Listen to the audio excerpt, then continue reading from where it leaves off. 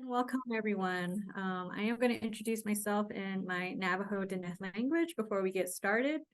Yat she'e Cassandra Harden Yunishe Nakai Diné Nishle Tatchitni Bashachin Toba'a Dashiche Otlagai Na Dashanele She'e Farmington, New Mexico De'e Na Ashado. Good afternoon. The American Indian College Fund welcomes each of you to celebrate Native American Heritage Month by welcoming our guest speaker. So let's give a warm welcome to Jessie Taken Alive, Rencountre. So a little bit about Jessie, for those of you who may have missed it. Jessie is Hunkpapa Lakota from the Standing Rock Sioux tribe. She has worked as a school counselor serving hundreds of students for 15 years and now works full-time as an author and presenter.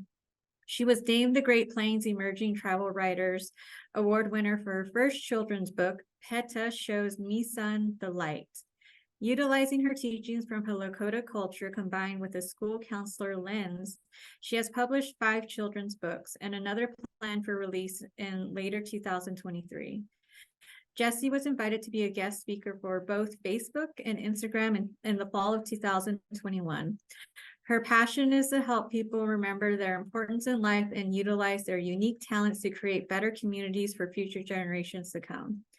Jessie is also a Lakota jingle dress dancer and loves to educate others about Lakota culture using storytelling combined with traditional song and dance.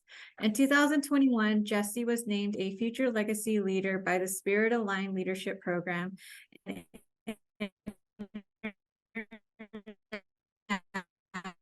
National organization. In case I missed anything. Okay.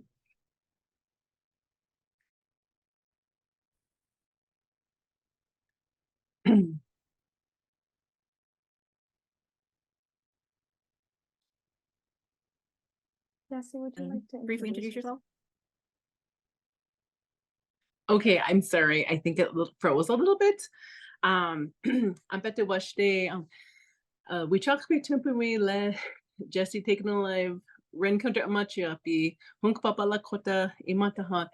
Good day, relatives. My name is Jessie Taken Alive Rencountre. My Lakota name is Wichachpe Tumpimi, which means woman who is born from the stars. I'm a Hunkpapa Lakota. I make my home in Rapid City, South Dakota with my husband and our beautiful daughters. And I am a children's book author. And I'm really happy and honored to be here today. Thank you, Jessie. We're very happy you're able to join us today.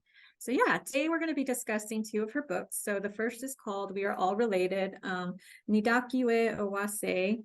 And then the second book we're also going to be discussing is called Thunder's Hair. So first we're going to talk about We Are All Related, Mitakuye Owase. This book explores the Lakota belief that one creator made all living things and we are all interconnected as a family.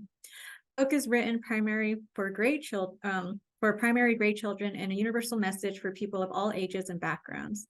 So Jessie, may you share more about this book, experiences, and the Lakota teachings about Mitakuye Owase and the deeper meaning of it? And then after you share out, we'll jump into our discussion. Yeah, for sure. So I wanted to write a book that was kind of geared towards younger children, early beginner readers, kids that can sit down and have family time with an adult, whoever their grown up is. And I wanted to teach a lesson or remind children about this really old ancient teaching as Lakota people that we've had for time immemorial about how we're related and connected to every living thing, even the trees and we call the water, the rocks, our relatives and such.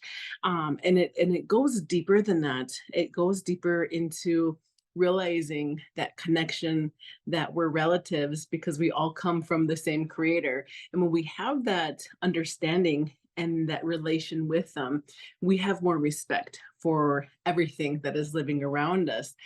We know that there is an order, not necessarily that us as 2-legged relatives are above everything, because that's a huge misconception, but everything has its place amongst everything else in the universe. And so I have this belief that we're all born with this knowledge. And that as Lakota people, this saying, which is almost like a prayer as well too, is just a reminder for us, reminder to our spirits. When we say this, Mitakuye Owase, it connects us with everything that is living. And so that was my I guess my idea behind putting this book out, especially for younger children, just to be that reminder. Because like I said, again, I believe we're already all born with this knowledge. So Thank you. And I apologize in advance if I sound a little choppy on my end. So I'm going to speak up a little bit louder and a little bit slower. But thank you, Jessie, for sharing that out. So definitely connection to our spirituality and our Native identity is definitely really important, especially for young children. So why is Mitakuye Owase important to teach young children about why everything is connected? for sure. I think that when we have this realization, when we get a little bit older, we kind of start getting disconnected from this teaching that we're already born with. And so I believe it's important to be reminders of that. So as we grow older, when young children grow older, we have that remembrance of this teaching, that our spirit reminds us of that. And so it's easier for us to remember not to throw our trash in the ground, not to throw stuff into the water, or when we go hunting, that we say that prayer before we take the life, and after as well too. Just that connection in general.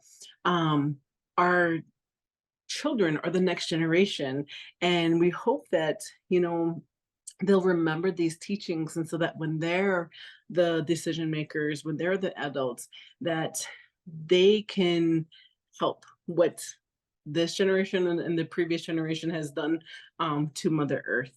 So that way we can regain that balance again amongst ourselves and our relatives, our non-human relatives. So Oh, yes, absolutely. I definitely agree. Carrying your native culture forward to you is definitely going to help young children thrive in the classroom, also spiritually, their own identity, and then also academically as well. So when they carry that, and then when they see that from other relatives and other individuals who are like them, it inspires them to feel more motivated to carry that with them and to feel more confidence in who they are. So thank you for sharing that. Why is it important to have Indigenous books represented in classrooms for Native and non-Native children? for sure, that's a good question. As a school counselor for 15 years, I used to love utilizing storytelling, in the classroom when I would go and do my lessons, as well as in my office when I would meet with students individually or in groups and such. And I used to try to utilize these stories to teach lessons that would, remind students of like Native American values of, respect and such, but also, universal values as respect and such. And I wanted to look for books that represented who we are as Native people in modern day society. Unfortunately, I couldn't really find books for children that where they saw themselves who we are today. I found plenty of books of who we were in the past, like for instance, as Lakota people, us living in Yes. teepees and such. But I really felt like the kids couldn't make that connection, because I remember going through this as well too as a kid, wondering when I would open a book or read about books and knowing that the characters were not native, I really feel like I couldn't make that connection. And so I thought the very first book I fell in love with and was my favorite book for a while. When I was in about fifth or sixth grade, I started reading Water Lily. And I was so excited to have a native girl character in this book be the main character. It just made and intrigued me to want to keep reading and such. And so as I got older as a school counselor, I remember this experience of this. And so it was kind of frustrating not being able to find books that kids could relate to and such. And so I thought, they're not there. Let's just I'll create some, right? I'll create some that teach these Lakota values or Native American values, as well as some of the stuff that I try to teach as a school counselor to empower children to be the best versions of themselves. So they weren't there. And so the only way to get them there was, instead of asking, like, can somebody make some books? I was like, you know what? I love storytelling. I love writing. I'm just going to make a book. So that's kind of where that came from. Oh, wow. That is definitely really very inspirational. So thank you for sharing that. And that is a lot of great validating points because a lot of Native books, they tell about our history, but what about now? How do we support young children and young relatives to be, proud of their Native identity? So I'm very glad that you just, picked up that pen or pencil and just started drafting out and like creating your ideas. And now, you have 5 published books now. So that's really great to hear and very inspiring. So yeah, for, starting that footprint on the trail. Thank you. For you're welcome. For our audience members in education and within the teaching fields, how could they use this book to develop a culturally relevant lesson plan for young Native and non-Native children?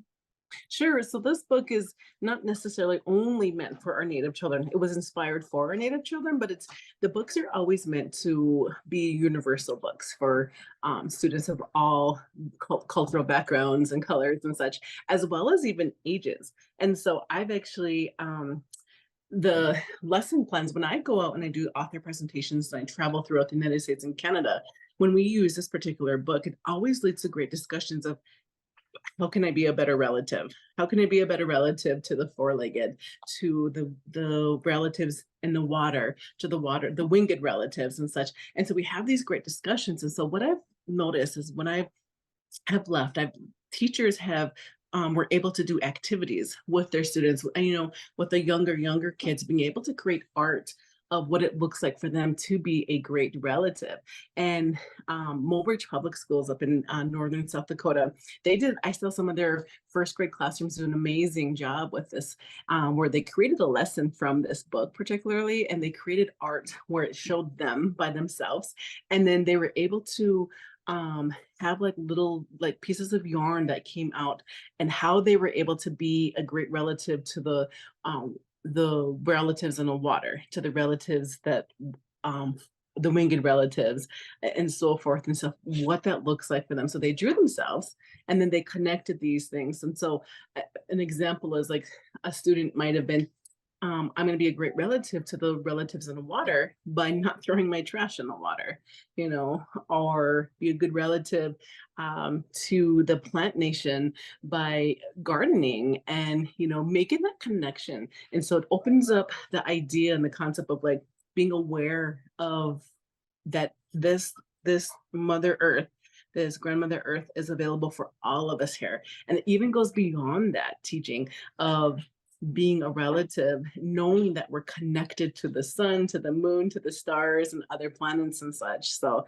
but being able to create a lesson plan from this is teachers can use their creative imaginations with us. There's so many different um, places that you can take this lesson plan with older children, like upper elementary, middle school, or even high school as well too, where students can take this and write about how am I a good relative and make them reflect a little bit about that on each area.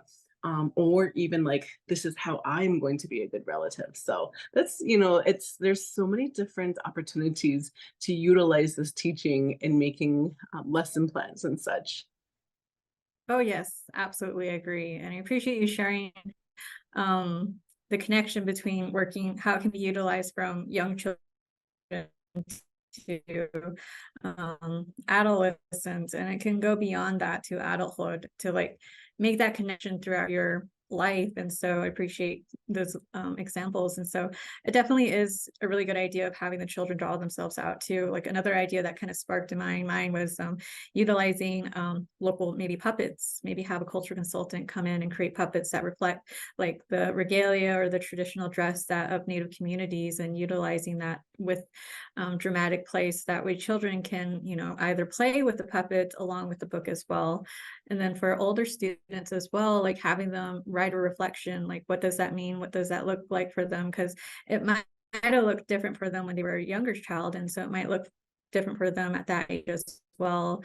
And so for having them to reflect upon that.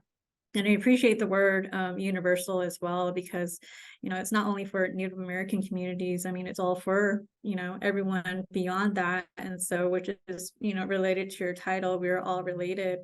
And I love the connection that you made with both nature and like of the earth and of the world around us, because that's really important for young children to make those real world connections around them and to understand, like, this is who I am as an individual, but this is also what I contribute to also my community.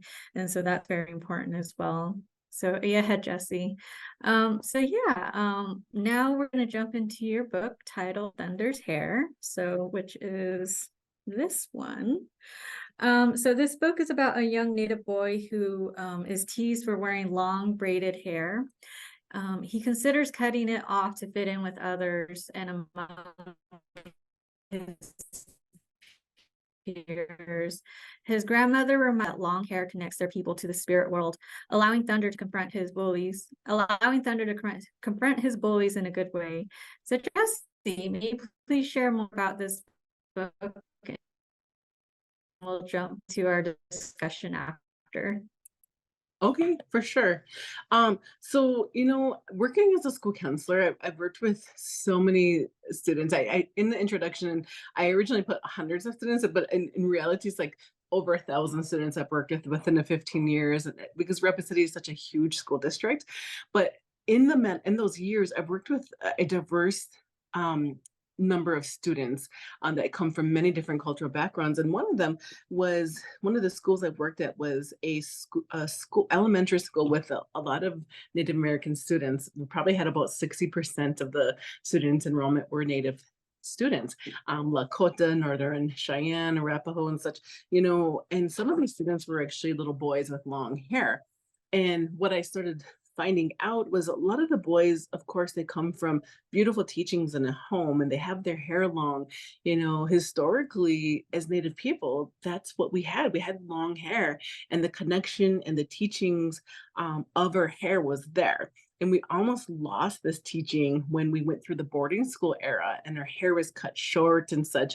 And more recently, we've noticed that a lot of Native families start utilizing and remembering this teaching and sharing it with their children and practicing wearing your hair long.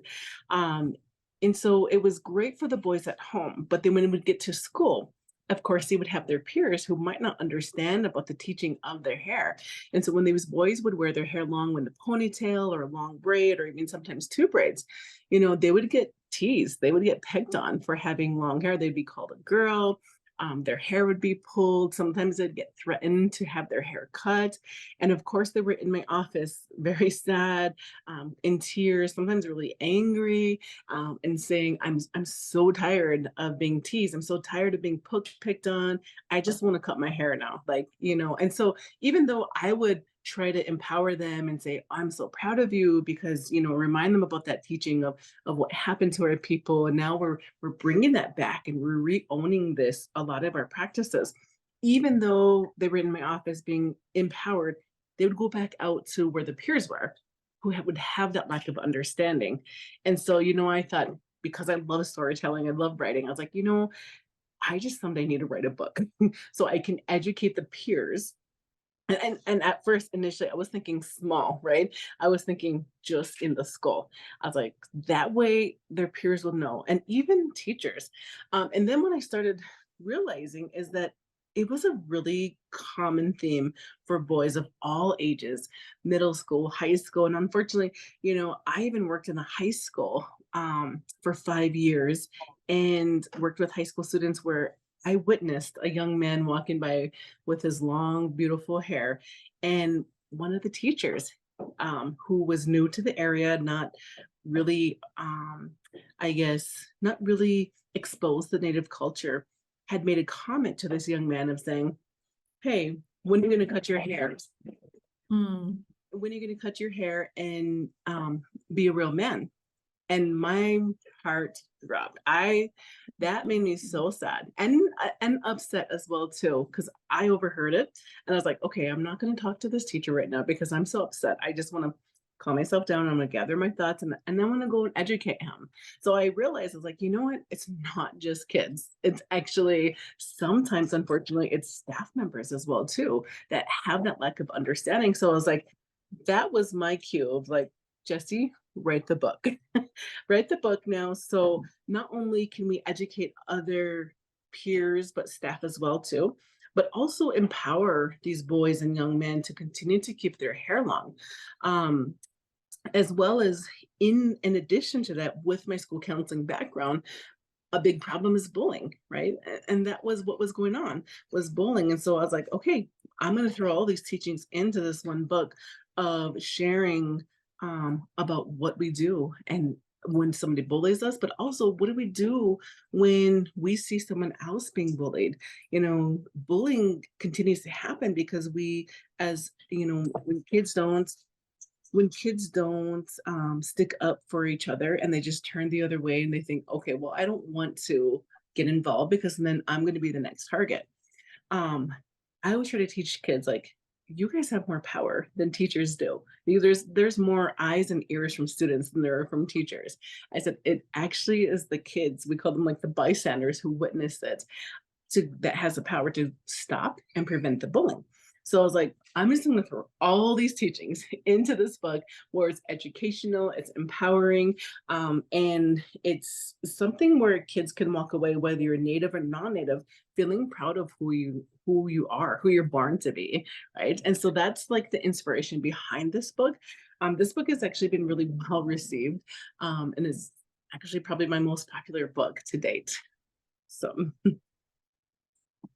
Wonderful. Thank you for sharing that. And absolutely, I agree. Like, you know, hair for Native Americans is really valued. It's sacred. It's a part of who we are, and we carry it like throughout our lifetime. And so for young children to learn the importance of that is really important. And so I appreciate you writing this book, because when I reflect back when I was younger, I didn't see any children books that were about Native Americans or about the Navajo or about the Lakota. And so I appreciate you merging as an Indigenous author and to continue that journey.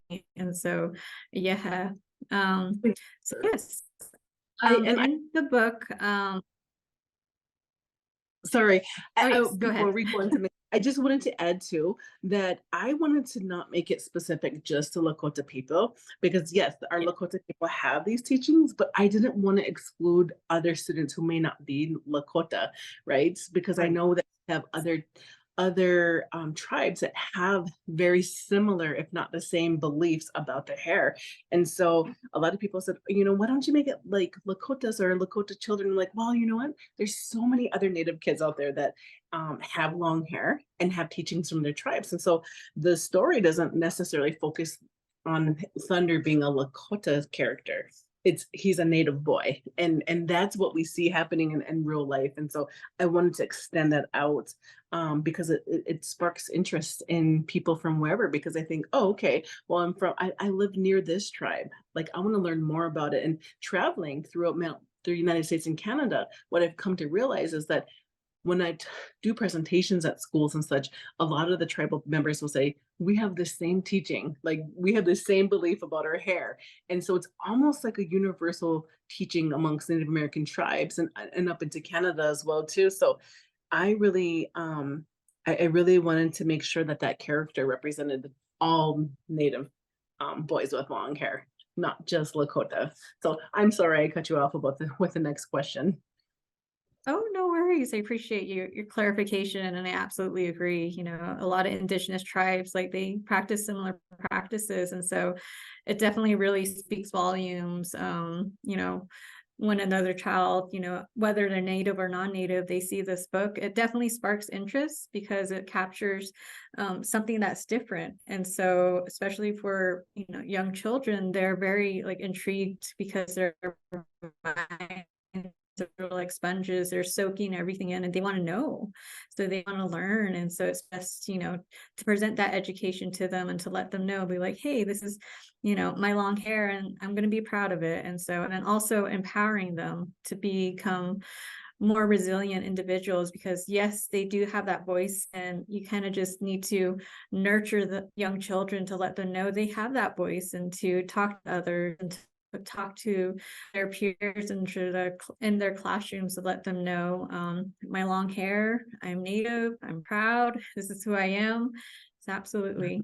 So my first question is, in the book, Thunder is proud, and he's inspired by his grandmother to be proud of his Indigenous identity. Why is it important for young Native and non-Native children to be proud of who they are? Yes, good question. This is something that I always try to share with students when I do school presentations, when I'm in the classroom or whatever, if it's an all school presentation, because, I always talk about, imagine a world where we were all the same, right? We all had the same culture, same skin color, our names were the same, and the kids to see the look on their faces when they start imagining this, they're always like, oh my gosh, like, and I start ask them to raise their hands. I'm like, what kind of world would this be? And they would be like, it would be so boring, right? Or it'd be confusing. And I'm like, you're right. I was like, but I said, that's not how our world is. I said, we actually come from, we have very beautiful different skin colors. We have light, medium, dark skin, different kinds of hair. We have different cultures, languages, and so forth. I said, and out of all the people, almost 8 billion people in the world, I always remind them that there is one of you. And I said, and that is like your superpower. I said that there's no one else out there exactly like you that looks like you, but has everything combined to make who you are. We're all born with beautiful gifts and talents and such. Um, and so to inspire them to embrace who they are, right? And so my goal was to leave kids after this book, when they're done reading it, to leave kids feeling inspired and empowered to be proud of who they are, right? When we're proud of who we are, our natural gifts and talents are able to come out and are able to shine and such. When we try to fit in and change who we are and such, we really lose that essence, that beauty of being who we are, right? And it's hard to pretend not to be who you are. It's hard to want to be something else. I've gone through that. I've in elementary school, my best friends were blonde hair and blue eyed and such, and I always felt like, gosh, I wish my skin was lighter. I wish my eyes were blue like my best friend. My hair was blonde like my best friend Kathy and such. But then it wasn't until I got into middle school where I was like, you know what? It's actually really cool to be who I am, right? I have the opportunity to attend ceremonies and learn my language and so forth. And it just felt good. And once I was able to embrace who I was when my gifts really started flourishing and such. And so and it just feels good. Life is so much more beautiful when you don't have to try to pretend or wish that you were someone else.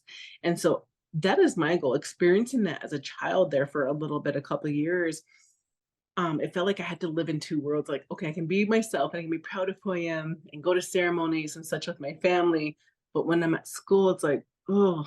And so this book was like, be who you are all the time, right? No matter where you're at, embrace yourself because that is your superpower. So that's the whole inspiration and idea behind that. Yeah, absolutely. And I really love that quote, embrace who you are, because that's your superpower. And so that's definitely important when working with children and students in classrooms, to continue to help nurture them and to let them know, like, embrace who you are, because definitely when you're younger, you want to be like, like the other students who stand out. You want to be like the other students who are like the norm. And it's just like helping them to understand, be like, like you have, be proud of your culture, your language, and your tribe, and where you come from, and learn more about it, and learn more about your roots, and carry that forward, and not doing that for yourself, but help educate others as well on their culture as well, because we live in a very diverse world, and so there's a lot of like cultures and languages out there, and so definitely empowering children to understand that and let it have like a ripple effect. Yeah, thank you. So the next question is, How can this book be used to teach our young relatives that long hair is sacred for Native boys? Could this be implemented in a lesson plan, dramatic play, or either developing a literacy kit? Do you have any ideas that you can share with us? Those are actually really all great ideas. I actually love that a lot. You know, just the lesson plan. One of the lesson plans that we've come up with and collaborated with a gal out in Wisconsin, I believe, whose son actually happens to be named Thunder. And they utilized this book, and he went through the same thing exactly that the boy Thunder, the character Thunder, went through. And she was like, "Oh my gosh, this book has been life changing for my son. He's so proud to wear his hair, wanted his hair in braids, just like the character Thunder. Wanted it in two braids and such." And so she's like, Jesse, she's like, "What about doing a lesson plan? What are some ideas?" I was like, "Oh, that's great." I was like, "Well, I'm super busy. I'm gonna write a lesson plan." But she was like, "I have an aunt who is a curriculum writer. She can help write lesson plans, who lives in Minnesota." I was like, "You know what? That's great." So, being able to have kids learn some interests as well too, whether you're native or non-native. If you don't know how to braid, let's do a lesson plan on like taking some yarn, because um in the book the grandma character talks about how when we are braiding our hair together, when we part it into three different sections and such, that it represents those three parts of us: our mind, our body, and our spirit. And she said that's why we connect them together. And such, there's a little scene right there where she's braiding her hair. But that teaching that my parents and grandparents taught us about those three parts that make us up as a whole: mind, body, and spirit. Teaching children about, like, if this is the three parts that represent us, let's learn this through learning how to braid, and actually just taking yarn and putting it onto a piece of paper that represents a person, and then let's pretend that these three pieces of yarn are our hair. Let's braid them. Let's learn how to braid, and then second of all, how do we take care of ourselves physically? How are we taking care of ourselves spiritually? How do we take care of our mental health as well too? So putting these all together, and of course you can adjust it to the younger kids and the older kids as well too. And it really makes you reflect, but also realizing when you are braiding that yarn, not only are you learning how to braid, but you're also realizing, hey, there's more to this. There's a reason why now when I look at this young boy, this young man with his long hair braided, now I have that understanding of why it's important and why it's sacred and such. And so when we use those lesson plans like that, it's going to make that connection and the understanding go even to a deeper level. So there's so many different opportunities to create lesson plans from this book. And educators are so creative. The educators are some of the most creative people out there when it comes to teaching and such. And whether it's doing like that, like the lesson that I just shared with you as well too, but also, you know, doing what you had mentioned as well too. Those are wonderful ideas. Being able to put on a play, or whatever it may be, maybe doing a writing lesson as well too. Maybe there's a connection to it. There's even for the older kids. I know that I've seen a study too where they had talked about where when of course when soldiers enlist into the service, their hair is cut like right away. And when this first started happening, when they first recruited some of the native people, like on in like World War I, World War II, who happened to be great trackers, and once they got their hair cut, they lost that ability. And so they were like, what is going on here? So they made the connection of like, okay, your hair actually helps you with that ability to go and track and such. Um, so with even the older kids, middle school, high school kids, being able to maybe even write about that, do some research, going out to your communities and asking your elders, like, tell me what our tribe, what is our beliefs about hair, and what were you taught? You know, so many options available for this and opportunities. Absolutely, I agree. And definitely within education, educators are very creative at developing lesson plans. So thank you. So I have another question for this book. For our audience members within education and teaching fields, how could this book be used to help encourage young Native and non-Native children to learn how to empower each other in the classroom. Yeah, for sure. So this book, like I said, it addresses the whole bullying part as well too. And when I do my presentations, I really try to hone in on that of being able to make connections with other students, talking about like when you see someone who is maybe a little bit more shy, maybe they have social anxiety, or maybe they're having a bad day and you see them sitting by themselves, or maybe even witness them getting picked on. Maybe when you witness that, like our spirit says, go over there and help them, but our mind comes in and says, nope, let's turn the other way, right?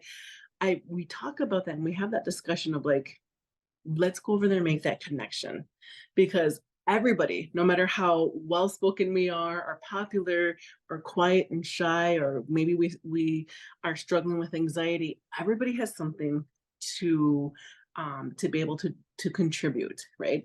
And when we just limit ourselves to just a small group of friends, we're not able to get the most out of our peers around us by getting to know them and such. Everybody has something teachable. Everybody has something to share with us. And so being able to not only just connect with them and empower each other that way, but also too realizing that the lesson in this is when we can accept who we are, we can empower who we are, we can celebrate each other for our beautiful uniqueness, right? And so um the whole message behind this is empowerment. The overall lesson: empowerment of self, empowerment of accepting and also celebrating other people who are different than us. And if we can teach that, if our whole world, even especially grown-ups, if we can teach that in our world, oh my gosh, our world would be so beautiful, right? And we know this already, like I said, when we're born. And if you ever watch little babies play, like toddlers, 3-year-olds, 2-year-olds, and you watch them play, they already know this, and they can play with each other, not focusing on differences, not focusing on whatever it is.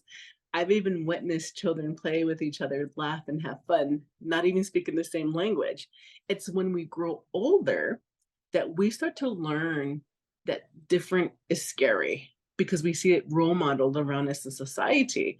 And so we start learning that and picking up that. And so subconsciously we're like, oh my gosh, that kid is different than me. Like, oh, they're weird. Like, I'm going to stay away from them. No, I'm trying to teach like kids like, hey, they're different. That's an opportunity to go and make friends with them and learn something new from them. Right. So the whole thing is empowerment. The whole theme behind this is empowerment. Yes, absolutely. Yeah, building and enhancing young children's both social and emotional development is definitely important when working with students. So thank you.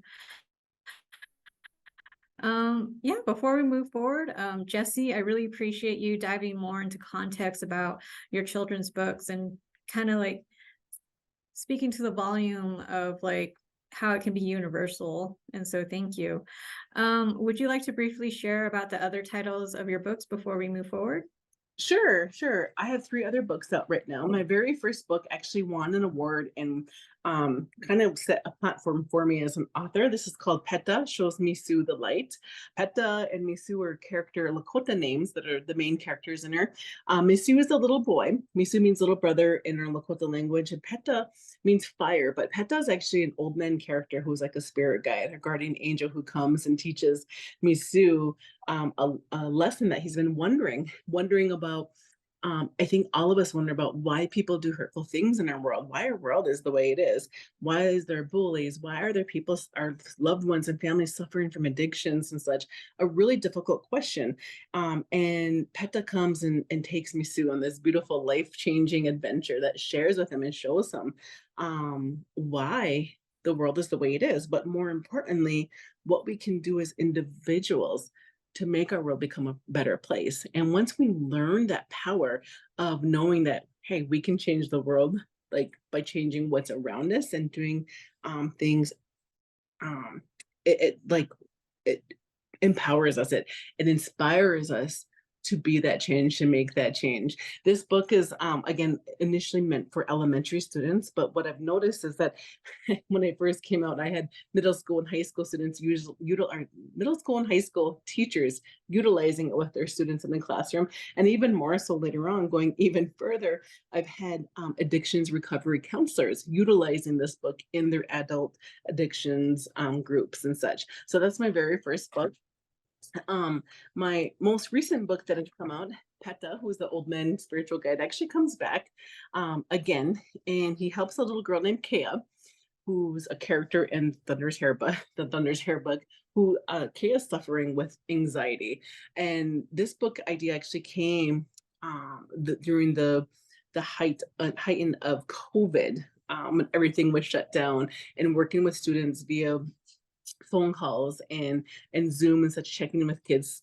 They were picking up on their family, their grown-ups in the home, their anxiety. So the kids' anxieties were just skyrocketing, right? And so, and also realizing each year as it went by, students were getting younger and younger, having pure blown panic attacks. And so I wanted to create a book that taught kids who were suffering with anxiety and having recurring panic attacks a little bit about feelings and such, more from like a spiritual perspective. So that's the most recent one that came out in September. I wrote this one a couple of years ago. It's called The Rainbows in December, not necessarily meant for the classroom, but more so meant for students to work with on a more intimate basis with their grown up in their home, or maybe a counselor. This is to help students who are suffering with grief. One thing that we've always had through our culture is stories that would help us in normalizing death, right? We have birth and we have death, and everything's going to happen, you know, every single living thing, the flowers, the trees, animals, us as humans, stars, they're going to come. We have a life end, right? But that doesn't necessarily mean the end, right? It just physically. And so this is based off a lot of Lakota teachings of grief. And when we lose a loved one, a relative and such, we struggle today because we used to have ceremonies that took place and we had time available for us in society to be able to grieve. Today, our fast-paced society, once we bury a loved one, boom, we're back in school, we're back at work, but our feelings are still there.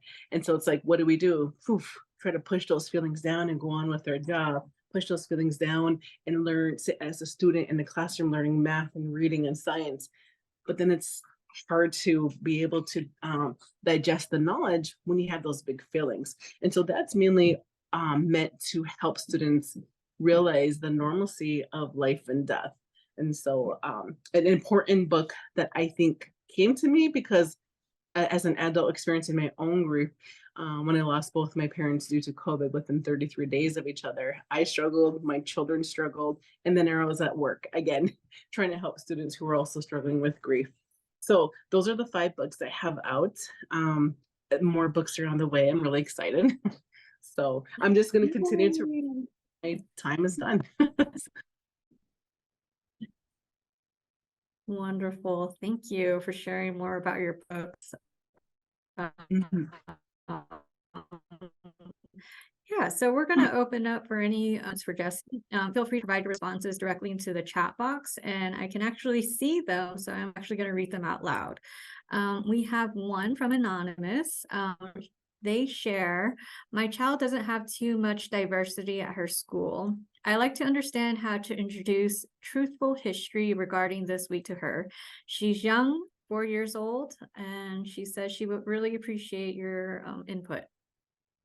Okay, so I'm guessing how does she introduce this to her at home? I'm guessing is probably her question. Being able to just have those discussions with her and be true about it. You know, one thing that I really struggled with was like learning about the history of what happened to our people. I didn't learn about the history until I went off to college. I lived in a reservation, grew up in a community where it was you know, half of my classmates were native, half my classmates were non-native and such, but I didn't learn about what happened to our people and our actual history. I was blessed to grow up around our Lakota ceremonies, but I didn't learn about it until I got into college. And so when I got into college, I was just like baffled of like, how come we didn't know about this? Why did we not learn this, not necessarily just in the home, but also in the classroom, in school? And so being able to have her have that knowledge, her child have the knowledge at a young age and knowing, but not necessarily from an angry standpoint, but more so educational, like, here's what happened, but look, here's what we can do about it today. And here's how we reclaim our identity, whatever it might be, right? And so being able to share history in a good way for a 4-year-old, right? And some of it might be even in the beginning of, Thunder's hair, talking about and teaching about the teachings of the long hair and such. We are all related, having the discussion of that, of like, how do we be a good relative? That's a native, universal native teaching, like being a good relative and such. So that's a good question too, but important question. Oh, yes, absolutely. Thank you. Yeah, so I have a question. What motivated you to go to college, and how did your Native identity support you in your educational journey?